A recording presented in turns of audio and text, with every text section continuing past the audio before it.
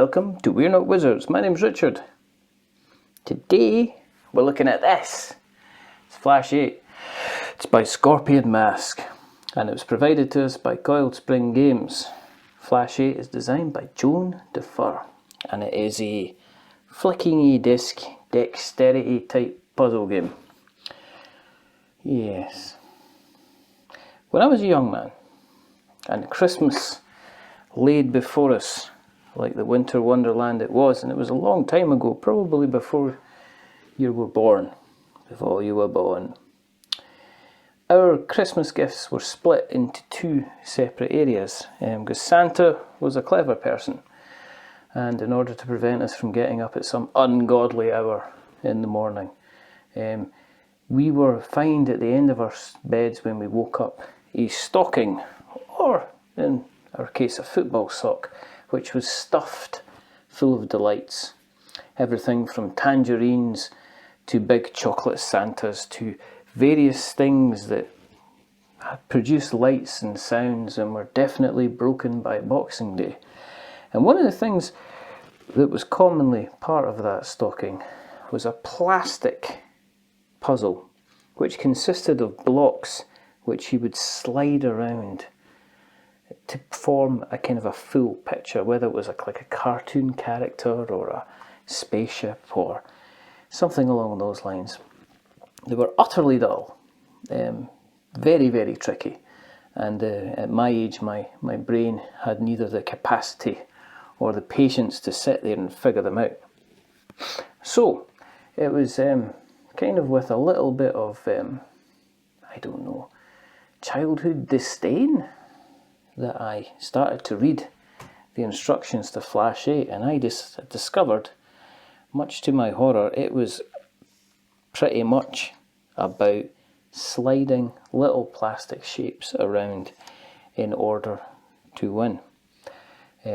Except Flash 8 is very, very fun.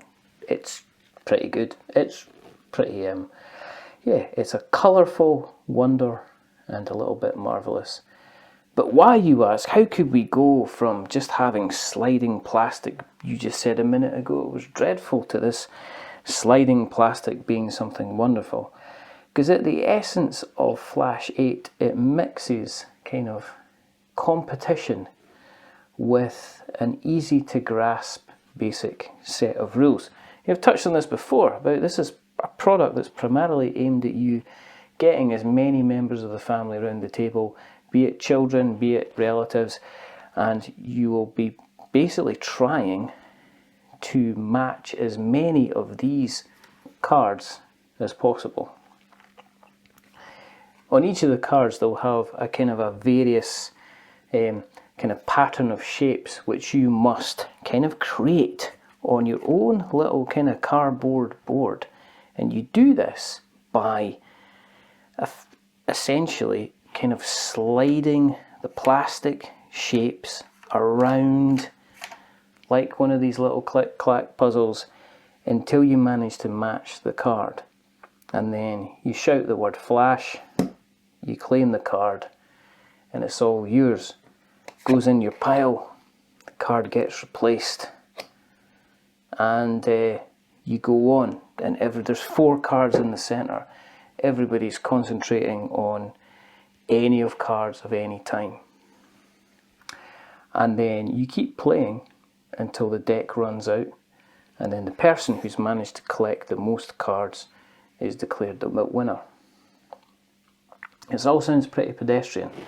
It all sounds the type of thing which is incredibly exciting. But what makes Flash 8 kind of go from being an oh to an ooh is, well, there's a couple of things. First of all, you're never kind of all chasing exactly the same shapes. As you can see from the board here, generally the centre 4 cards sit in the centre, and then everybody else has their own player board kind of gathered around the cards.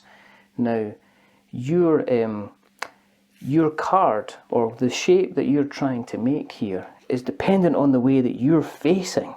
So for instance, if I'm looking from this direction, I'd see how the configuration of the different shapes looks completely different from somebody sitting across from this side as well. And what that means is that you can't, there's a couple of ways, it's quite difficult to tell at any certain point what everybody else is trying to make. And secondly, it also means is that for some people, as they play, some of the shapes might be so much easier to get than kind of others. The other thing is as well is that while there's a huge kind of stack of cards, it means that the game actually goes quite quickly. You get points where people will, they'll move a couple of things and they'll get a card flash. As soon as the next card's laid, somebody has seen that they can line up with another card and they're shouting flash. So the cards themselves move really, really quickly. The other thing is as well is in the game there's also kind of cards which are slightly more difficult to get, and they score you kind of 2 points instead of the standard kind of 1 point. But it takes into account also if you've got younger players playing. There's actually, of all the colours that are on, there's actually an extra blue one on every single board. So for younger players, what you can do is you can take that blue one out, and it gives them kind of extra space to manoeuvre. And even for kind of older players who don't play, who want to get involved and play the game with you, but aren't necessarily got the dexterity to do it, they can still take part just by having one of these out the way, and it allows them to kind of rearrange and move things around an awful lot quicker. The best thing about this is as people get used to kind of moving everything about, you can then bring the blue token back in and they can compete like everybody else is. Gameplay takes everywhere from about maybe 10 to 15 minutes tops. I mean, this is a game you can have rounds. It works really, really well with, the 3-4 player. It works even just well with 2, which is always a danger that you just sit down with 2 players and you're never going to quite feel you can get the enjoyment. Obviously, if you want to have a feeding frenzy, you ramp up the 4 players. And that's really where the game shines, because the flash, people are shouting flash kind of left, right and centre. You see people actively grimace and actively kind of mutter under their breath as they realise that you've just shouted flash and you've managed to take the card that they were after in the first place.